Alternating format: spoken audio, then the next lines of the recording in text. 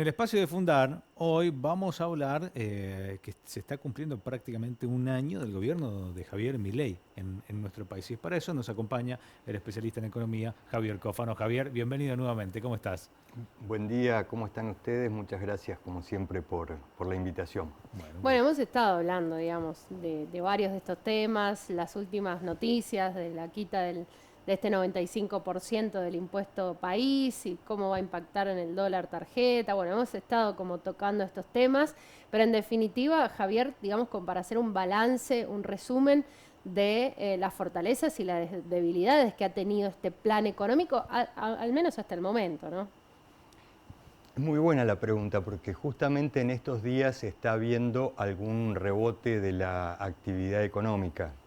Los indicadores muestran alguna mejora con respecto a los meses anteriores, pero muy lejos de niveles de actividad que hemos tenido en el 2017, en el 2015, que los tomo como referencia porque eran, digamos, años donde la actividad económica estaba fuerte, donde los salarios reales en dólares estaban fuertes. Entonces queda mucho por recuperar, pero, digamos, no hay que quitarle mérito a esta gran fortaleza que ha tenido el gobierno de sostener el superávit fiscal, es decir, no incurrir en déficit. Entonces allí desaparece una de las razones para emitir moneda, para financiar ese déficit, y eso es la principal causa de la inflación. No es la única, lo digo claro, como lo dicen los textos de Sí, porque economía, a ver, pero es una película aparte de la inflación, ¿no? Con muchos condimentos. claro, con muchos condimentos, pero que normalmente suele estar disparada por la emisión monetaria sin respaldo.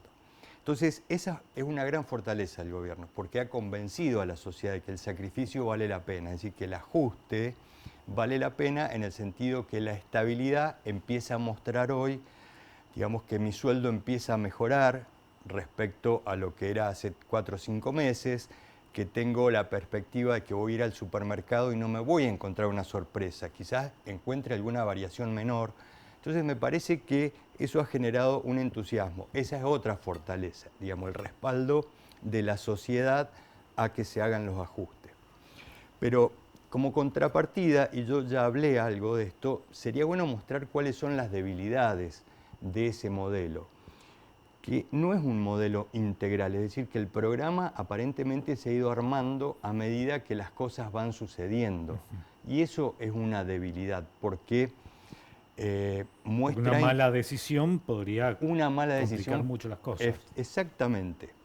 Fíjense ustedes que hemos logrado ese superávit fiscal básicamente en base a licuar algo jubilaciones, menores transferencias a las provincias, menores transferencias a la universidad, prácticamente nada de obra pública nacional. Ahora, ¿eso es sostenible en el tiempo? Esa es la pregunta. Es decir, eh, los jubilados tienen un DNU por el cual se actualizan sus haberes, pero tienen también un bono.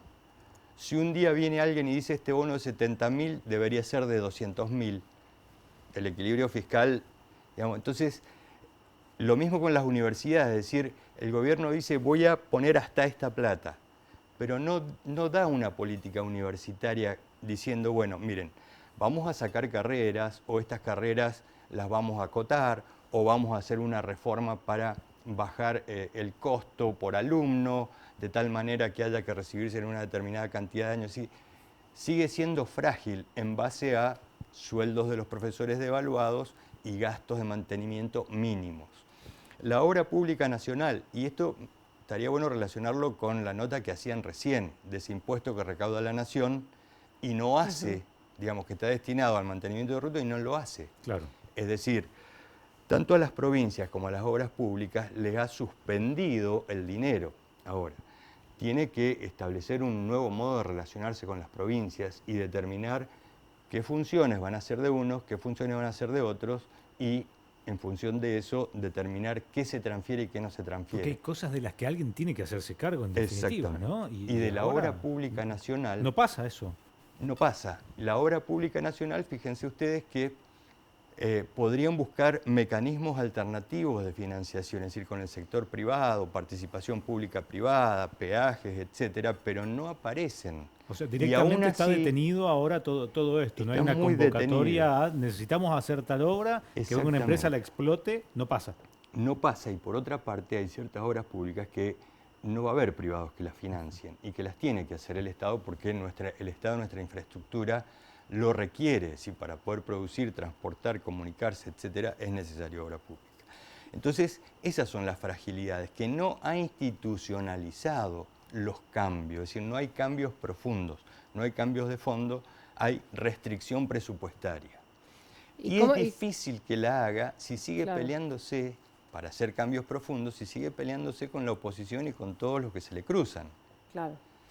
¿Cómo se va, la cuestión es, digo, cómo se sostiene esto? ¿Cómo se va a seguir sosteniendo? ¿Y qué es lo que, o cómo pretende recuperar y seguir manteniendo este equilibrio fiscal que viene logrando? Uno supone que en base a crecimiento, es decir, en la medida que haya crecimiento... Ese sería lo ideal.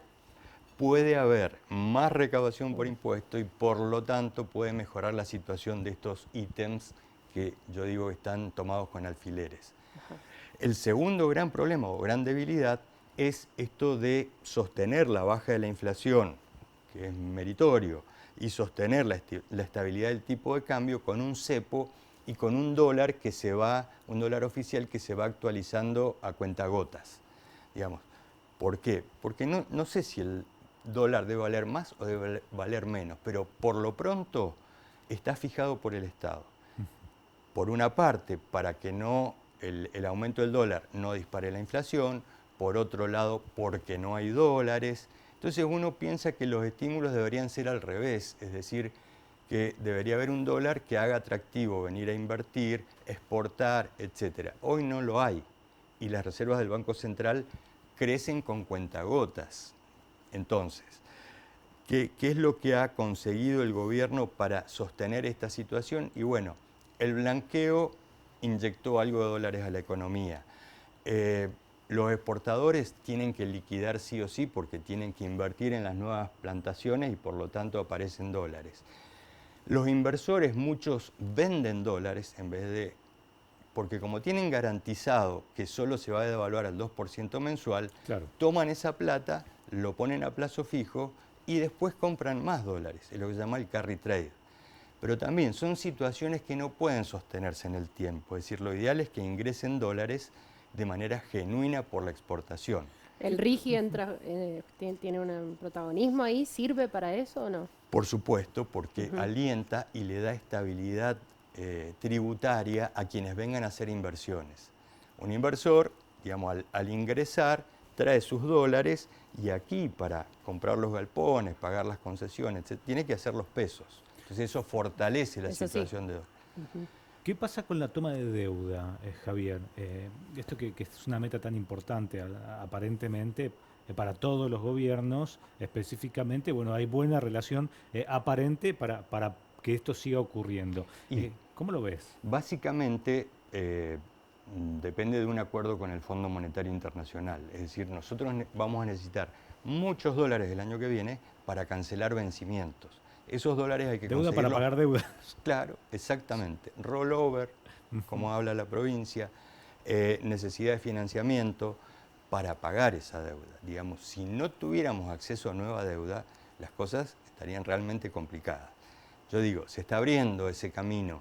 Incluso otros bancos, como el Banco Mundial y todo, están facilitando créditos para algunas cosas. Pero lo importante es el acuerdo con el fondo.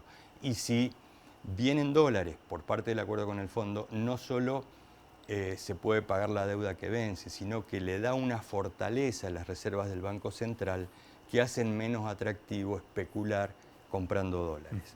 Pero yo respecto a eso les quería decir una cosa. Este dólar relativamente bajo genera una falta de competitividad de la economía argentina. Es decir, es muy caro producir en la Argentina. Entonces hay dos alternativas. Mejor dicho, tres. La devaluación, que nadie la quiere porque alimenta de nuevo el proceso de crecimiento de los precios. Y la otra situación es ganar competitividad con las reformas estructurales que hacen falta. Es decir, una reforma tributaria que baje los impuestos y eso permita bajar los costos de producción y de venta, una reforma laboral que permite bajar los costos laborales sin afectar los salarios de los trabajadores y una reforma que yo diría una reforma previsional. Los jubilados, digamos, necesitan prácticamente el 60% del presupuesto nacional para el pago de las jubilaciones.